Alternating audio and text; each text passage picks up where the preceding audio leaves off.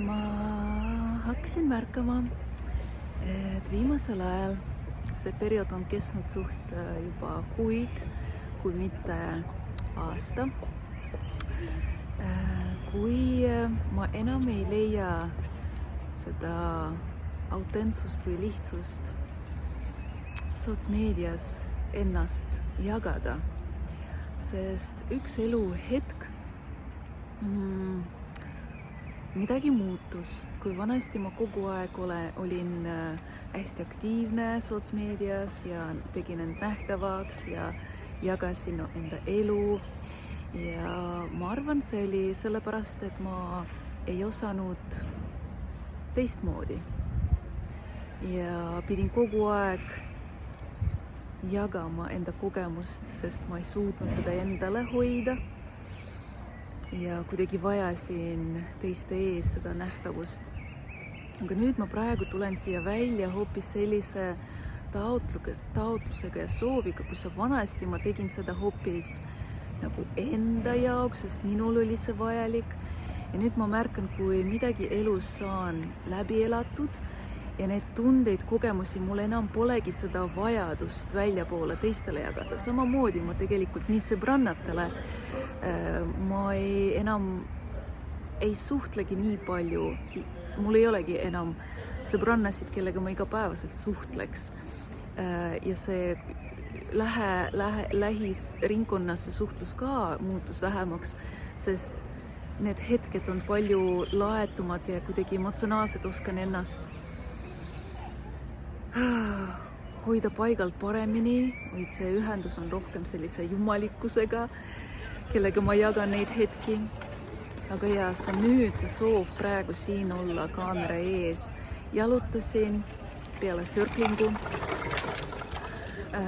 Käisin sellises praktikas, kui olime ringis inimestega ja selle sörklingu ruumihoidja ütles, Anja, nii tore, et sa tagasi, et ma ei teadnud, et sa oled Eestis, et väga hea, et sa oled tagasi Eestis, et Eestile või kuidagi ta ütles, eestlastele on sind vaja.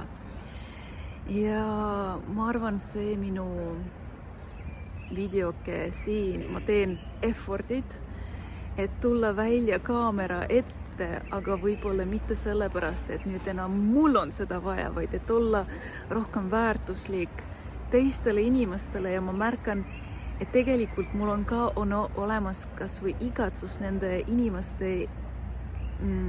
Mulle meeldib vaadata sotsmeedias inimesi, kes mul on olulised ja võib-olla kellelgi on see ühendus, meievaheline ühendus, et ma olen ka nähtav ja olemas, et sul on nagu tore seda lihtsalt kuulda seda, mis ma jagan. Igatahes mõne päeva pärast on uus kuu ja juba siin midagi lahti laskmas, neid vanu patternid ja taas sündimas uue minana. Rohkem soov väärtustada ennast ja enda olemasolu, energiat, et lihtsalt kindlasti on olemas inimesi, kellel see vajalik ja oluline, kuid enam kui vanasti ma tegin sotsmeediat selleks, et teate, et peab olema pildis, et oma teenused müüa, et peaks contenti looma, et olla nähtav, aga siis ma sain teist äärmust ka kogeda, et kui ma üldse pole sotsmeedias, ma ei tee midagi, aga finantsiliselt ja klientide mõttes on hoopis kasv ja midagi ei muutu.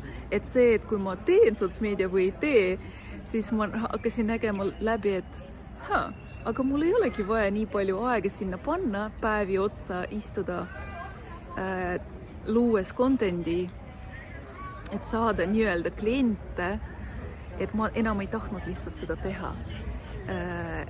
Ja nüüd ma olen puhtamast kohast siin teiega lihtsalt kuskilt uuest kohast. Võib-olla isegi seda ei pea nimetama, mis kohast. Meie Tallinn. Jalutan. Tegin endale kingituse täna. Käisin näohoolduses ja kui minu näohooldaja tegi mulle siis massaaži, ma tundsin, vau, et mingi sellise naiselikuma külje sooviks enda elus rohkem esile tuua ja mul ammu olnud see mõte, et sooviks endale siia vahetada kõrvarõngast, et see vana kõrvarõngas, mis ma siin oma kõrvas kandnud olen, on minu vanaema oma, mingi kontsert algamas, et vanaema rõngast olen kandnud, aga soov on nagu lasta vabaks neid lojaalsusi perele ja kuidagi enda hingeteed vabamalt kõndida ja täna ka Circlingus olnud nii ilus ring selles mõttes, et see, kuidas inimesed mind näevad ja see, kuidas ma nagu seal väikses keskkonnas saad mingeid peegeldusi ja enda kohta õpitud ja see nagu nägemus, kuidas minu olemus teiste peale mõjub, on väga inspireerib, et see lihtsalt hakkasin kogema seda, et see on nagu crime mõnes mõttes peita enda ette enda jaoks, et see keha, see isiksus, see meel, kes ma olen või igatahes olen ja ei ole see, et see ei hakka haarama nendest nimetustest kinni, aga lihtsalt et see on väärtuslik, et lihtsalt see keha ja see essents keha taga ja see elu selle keha sees on oluline, et olla jagatud ja see kogemus on oluline, et olla jagatud ja lihtsalt tunnen, et las see olla selline esimene sammuke mingi sellisele, et vana lahti laskmisele ja siin uue küpsemisele, et lihtsalt hakata isegi läbi vastupanu, nagu praegu see oli ka, kõndisin tänaval, nii mõnus, üldse ei taha telefoni välja võtta, ei taha kaamera ette midagi rääkida, ei nagu lihtsalt naudin hetke nii nagu see on, et lihtsalt enam ei olnud nagu eluski nagu impulseid, et midagi nagu filmida, jutustada, et see nagu viimasel ajal see hakanud olema väga väljakutsev ja sellepärast ma ei teinudki seda, kui vanasti see oli väga kerge, tegingi seda ja nüüd hakkasin tegema see, mis on praegu kerge. Aga et trenniga olnud sama, et minna trenni tagasi pidin nagu effortit tegema, aga siis hakkasin taas seda nagu trenni nautima uuest kohast ja võib-olla siin sotsmeedias olek on ka tehes effort uuest kohast.